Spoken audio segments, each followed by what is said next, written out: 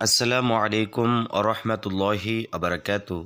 আমরা ধারাবাহিকভাবে কোরআনুল কারীমের সূরাতুল বাকারার 191 নম্বর আয়াত পর্যন্ত সহিহ শুদ্ধভাবে অঙ্ক শিখেছি। এবার আমরা 92 এবং 93 আয়াত সহিহ শুদ্ধভাবে অঙ্ক শিখব ইনশাআল্লাহ। আর আপনি যদি আমার চ্যানেল নতুন হয়ে থাকেন অবশ্যই আমাদের সাবস্ক্রাইব করবেন এবং লাইক করবেন। আর আপনারা ভিডিওটি শুরু থেকে শেষ পর্যন্ত ধৈর্য সহকারে দেখুন। আবার আমি যে কথাগুলো বলি এই কথাগুলো অবশ্যই আপনি খেয়াল রাখবেন। যদি খেয়াল রাখতে পারেন আমি মনে করি আপনি এই কালার বোর্ড ছাড়া যে কোনো কোরআন আপনি সহিহ শুদ্ধভাবে তেলাওয়াত করতে পারবেন। আউযু বিল্লাহি মিনাশ শাইতানির রাজীম। বিসমিল্লাহির রহমানির রহিম। فإن انتهوا ফা জবর ফা হামজাজের ই ফা ই ফা ই নুন যা এই নুনকে ধরবে। দেখেন নুনের উপর জজম রয়েছে, জজমওয়ালা হরফ ডান দিকে হরকতের সঙ্গে একত্রে একবার মিলায়া পড়তে হয়। আর এখানে নুন সাকিনের উপর জজম রয়েছে, তাহলে নুন সাকিনকে এখানে গুণনা করে পড়তে হবে অনস্বর দিয়ে। নুন নুনজের নিং নয়সের নি অনস্বর নিং, এইভাবে কেন পড়বেন সেটা বলতেছি এখন। যদি নুন সাকিনে পড়ে হামজা হা আইন হা গইন খ, এই 6 হরফ অর্থাৎ 17টি মাখরাজের মধ্যে প্রথম 3টে মাখরাজে যে 6টি হরফ রয়েছে এই 6টি হরফ যদি নুন সাকিন অথবা তানবিন, এখানে তানবিন নাই কিন্তু নুন সাকিন রয়েছে, তো দুইটাই একবার বলতেছি আপনাদেরকে। নুন সাকিন অথবা তানবিনের পর যদি এই 6 হরফের কোনো একটা হরফ যদি থাকে তাহলে নুন সাকিন এবং তানবিনকে গুন্না ছাড়া পড়ব। আর যদি না থাকে, যেহেতু এখানে নাই আছে হামজা হা আইন হা গইন খ আছে নাই, না থাকার কারণে আমরা এই নুন সাকিনটাকে আমরা নাকের ভিতরে লুকায় গুণনা করব। এটা শুধু নুন সাকিন এবং তানবিনের ক্ষেত্রে, আর অন্য কিছু ক্ষেত্রে না। তাহলে নাকের ভিতরে গুণনা করব নিং। অথবা আরেকটা সহজ উপায় কালার বোর্ডের জন্য, যদি নুন সাকিনের উপরে এইরকম নীল কালার অঙ্ক থাকে তাহলে নুন সাকিনটাকে নির্দ্বিধায় আপনি নিঃসন্দেহে গুণনা করবেন অনস্বর দিয়ে এইভাবে। ফাইনিং তা জবর তা, হাওয়াও জবর হাও। ফাইনিং তা হাও, ফাইনিং তা হাও। ফাজর ফা হামজা নুনজের ইন, নুনে তাসিদ গুণা করা ওয়াজিব। অথবা তার সাথে নুনের উপর যদি কমলা কালার অঙ্ক থাকে তাহলে তার সাথে নুনকে তাকে কী করতে হবে, গুণা করে পড়তে হবে এইভাবে। ফা ইন নুন লাম জবর নাল, লাম খারা জবর ল। আল্লাহ শব্দের ডানে জবর থাকলে আল্লাহ শব্দের লামটাকে পুর হবে, ল হবে, লা হবে না ল হবে। যদি কি থাকে জবর থাকে পূর্বে, তাহলে ফা ইন হা জবর হা, ফা ইন হা, ফা ইন হা গইন জর গ, ফাওয়া পেশ ফু, পেশের বাম পাশে জজমলা ওয়াও একালিফ টান, গফু। র র দুই পেশ রুর, গফুরুর। র জবর র, হায়াজের হি, জেরের বাম পাশে জজমলা ইয়া একালিফ টান। এগুলো মনে রাখবেন আপনাকে, এগুলো মনে রাখতে হবে। যেটা হলো পেশের বাম পাশে জজমলা ওয়াও থাকলে একালিফ টেনে পড়তে হয়, আবার জেরের বাম পাশে জজমলা ইয়া থাকলে একালিফ টেনে পড়তে হয়। এইরকম যেখানেই থাকবে সেখানে আমরা একালিফকে টেনে পড়বো। তাহলে বলবো গফুরুর রহি, মিম দুই পেশ মুন, গফুরুর রহিমুন। এখন যদি আমি অক্ফ করি তাহলে মিমের উপর সাকি দিতে হবে, আর হেইটাকে আমরা 3 আলিফ টেনে পড়বো। তাহলে বলবো গফুরুর রহিম। এটাকে মধ্যে আরজি বলা হয়, অর্থাৎ যেখানে একালিফ টেনে পড়তে হয় তার পর হরফকে যদি সাকিন দিয়ে অক্ফ করা হয় তাহলে সেই একালিফকে 3 আলিফ টেনে পড়তে হবে, একে মাদ্দা আরজি বলে, এটা মনে রাখবেন।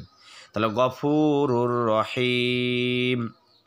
ফাইনিং তাহাউ ফাইন্নাল্লাহা গফুরুর রহিম। ওয়াও জবর ওয়া, কফ খারা জবর ক, যেখানে খারা জবর সেখানে একালিফ টান, ও ক। তাজে তি, লাম পেশ লু, পেশের বাম পাশে জজমলা ওয়াও, এটা পেশ তারপর জজমলা ওয়াও রয়েছে, তাহলে একালিফ টেনে পড়তে হবে। তাহলে বলবো ওয়াকাতিলু, ওয়াকাতিলু। হামিম পেশ হুম, ওয়াকাতিলু হুম। হা তা জবর হাত, তা খারা জবর তা। দেখুন এটাকে বলা হয় তাসদিদ, এই চিহ্নকে বলা হয় তাসদিদ। তাসদিদ যে হরফ থাকবে সে হরফ দুইবার উচ্চারণ করতে হবে, বলতে হবে হাত্তা। তা একাই টানে পড়বো, কেন খারা জবর রয়েছে, তাহলে বলবো হাত্তা। ওয়াকাতিলুহুম হাত্তা, ওয়াকাতিলুহুম হাত্তা লাম আলিফ জবর লা জবরে বাম পাশে খালি আলিফ এক আলিফ টান। দেখুন এখানে লাম রয়েছে, লাম আলিফ রয়েছে, প্রথমটা লাম এরপরটা আলিফ, এই জন্য লাম আলিফ জবর লা এক টেনে পড়তে হবে। তা জবর তা কাফ অ পেশ কু পেশের বাম পাশে জজমলা ওয়াও এক আলিফ টান।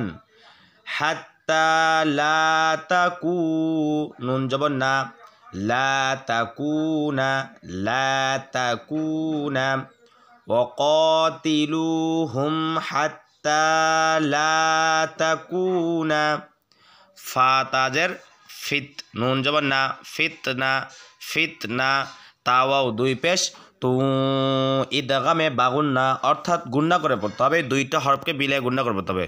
যদি তানবিনে পরে তাসদিদ ওয়াও থাকে, কি বললাম, যদি তানবিনে পরে তাসদিদ ওয়াও থাকে তাহলে দুইটা হরফকে একত্রিত করে মিলে গুন্না করে পড়তে হবে, একে ইদগাম বাগুন্না বলা হয়।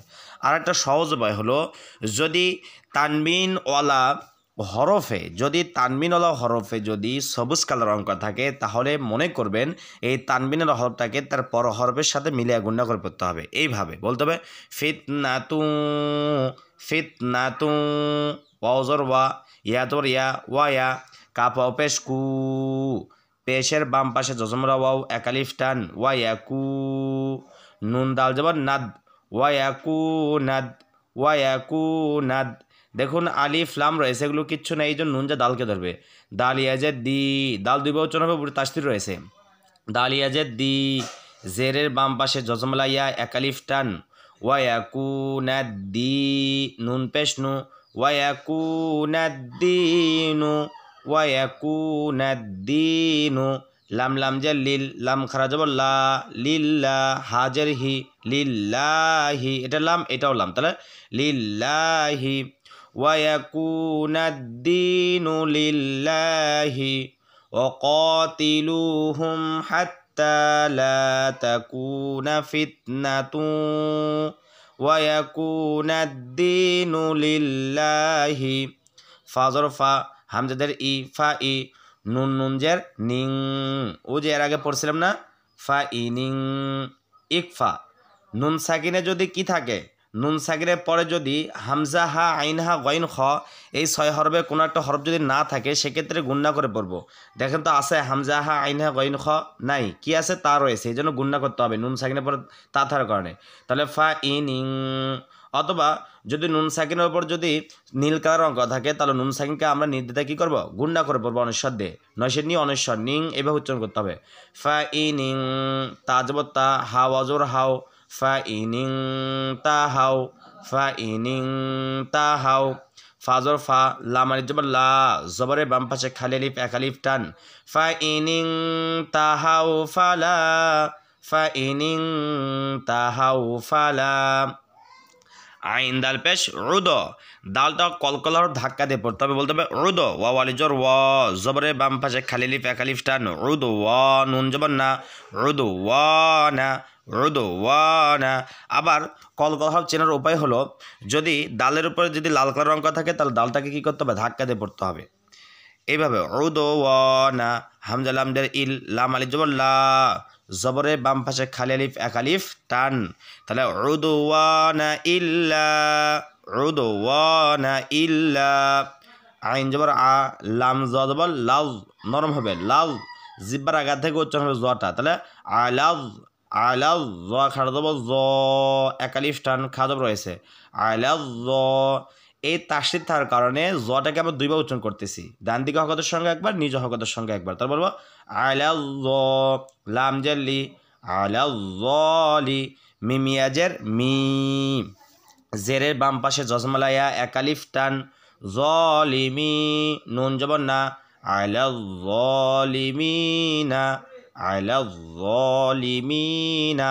এখন যে অক্ষ করি তার নুনের সাকি দিতে হবে, মিটাকে তিন আলিফ টেনে পড়তে হবে, বলতে হবে আলাউ জলিমিন فإن انتهوا فلا عدوان إلا على الظالمين।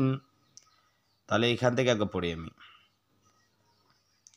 فإن انتهوا فإن الله غفور رحيم وقاتلوهم حتى لا تكون فتنة ويكون الدين لله فإن انتهوا فلا عدوان إلا على الظالمين।